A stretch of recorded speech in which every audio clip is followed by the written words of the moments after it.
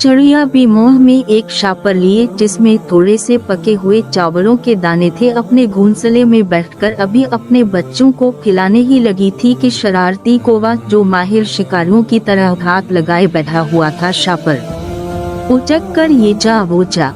चिड़िया बेचारी, जो इतनी मेहनत से अपना रिज़्क इकट्ठा करके लाई थी, दिल महसूस कर रह गई। वहीं उसके बच्चों ने चींची करके शोर मचाया तो साइमा, जो सहन में किताब लेकर बैठा पेपर की तैयारी कर रहा था, उनकी तरफ मुतवज्जा हुआ। आज तीसरा दिन था उसे सहन में बैठकर पेपर की तैयारी करते। एक दो दफा उसने कौवे की शरारत देखी भी थी।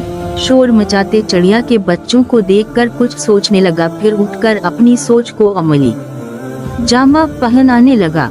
अपने सोचे पर अमल करके वो दोबारा पढ़ने बैठ गया। अब उसे अगले दिन का इंतजार था। अगले दिन चिड़िया नरम रोटी का टुकड़ा मुंह में दबोचे आ रही थी कि उसे शरारती कौवा नजर आया, जो एक दरख्त के नीचे बेसुध पड़ा हुआ था। कौवे भाई, किया हवा। चिड़िया भी कौवे के पास जाकर परेशानी से बोली, मुझे बुखार है बहन, में कुछ खाने को भी नहीं लेने जा सकता। इतना बोलकर कौवे ने अपना सर फिर जमीन पर रख दिया तो चिड़िया ने अपने मुंह में दबाया हुआ टुकड़ा और पंजों में पकड़ी हुई पनीर कौवे के आगे रख दी और बोली, ये तुम खा लो, मैं बच्चों के लिए और ले आती हूँ। बहुत शुक्रिया बहन, कौवे ने कहा।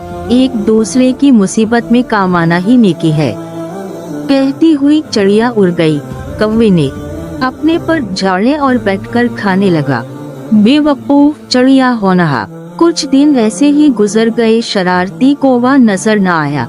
चिड़िया के बच्चे भी बहुत खुश थे कि अचानक से शरारती कौवा आया और चिड़िया का लाया खाना लेकर भागने लगा तो दौड़ में फंस कर रह गया।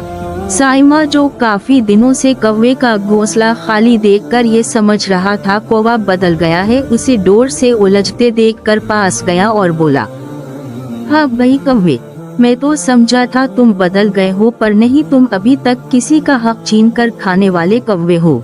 ऐसे ही लटके रहो, यही तुम्हारी सजा है। इतना बोलकर वो घर के अंदर चला गया।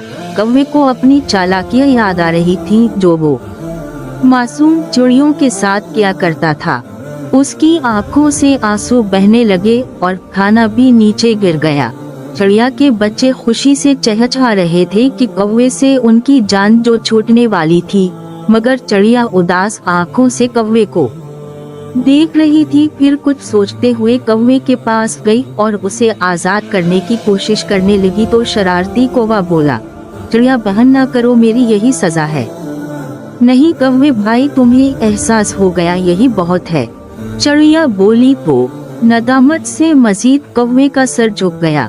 साइमा, जो दुकान पर जाने के लिए बाहर आ रहा था, चिड़िया को जिद्दोजहद करते और कौवे को सर झुकाए हुए देखकर पास आया और कौवे के पैरों से उलझी हुई डोर निकालते हुए बोला, ये चिड़िया का तुम पर एहसान है कि इसे इतना तंग करने के बावजूद वो तुम्हें आजाद करने की कोशिश कर रही है।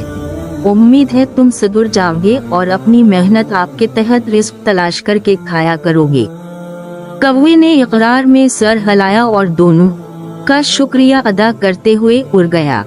देखा बच्चों, चिड़िया की रहम दिली ने शरारती कौवे को बदल दिया था।